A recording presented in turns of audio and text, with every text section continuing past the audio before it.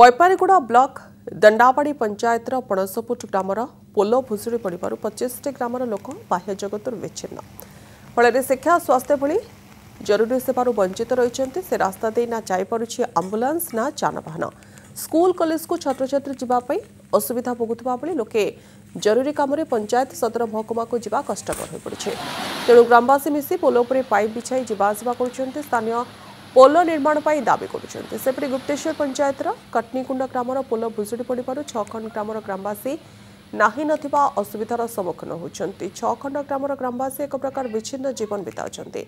अन्यपटे केतेक स्थान में विद्युत खुंट भांगी विद्युत सरबराह ठप रही 100 एकर चाष जमी जलमग्न रही वर्षा रे आम दंडावाड़ी पणसपुट जीवा रास्ता धोई जाइए आमे दंडावाड़ी ग्राम पंचायतर प्राय 60% ग्रामवासी यही रास्तार निर्भर करूँ पंचायत हो कि ब्लॉक रे मध्य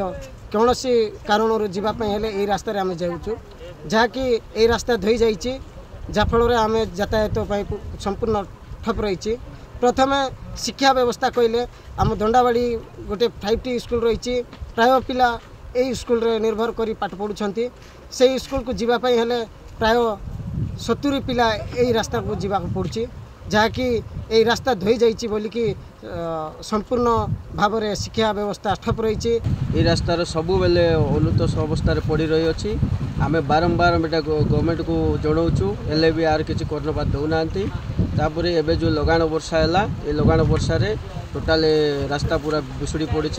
हेले यहाँ सागर आम 2 थर खंडे है माटी पकईलु रास्ता को आउ कौन करवा बोले आम ये चिड़ाऊँ आपको भी कौन कर समाधान करने बोले चेष्टा चलैछु सरपंच आज्ञा सागर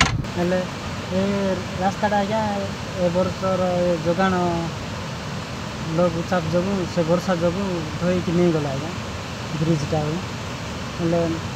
एमती गाई गोरु कि गाड़ी फाड़ी जावाक बहुत असुविधा होची आउरी लोक गाई गोरु कि गाड़ी गुड़ा कथा तो छाड़ू आज्ञा खाली लोक पादरे छाली छाली जावाक भी बहुत कष्ट होची आज्ञा सेमती होची।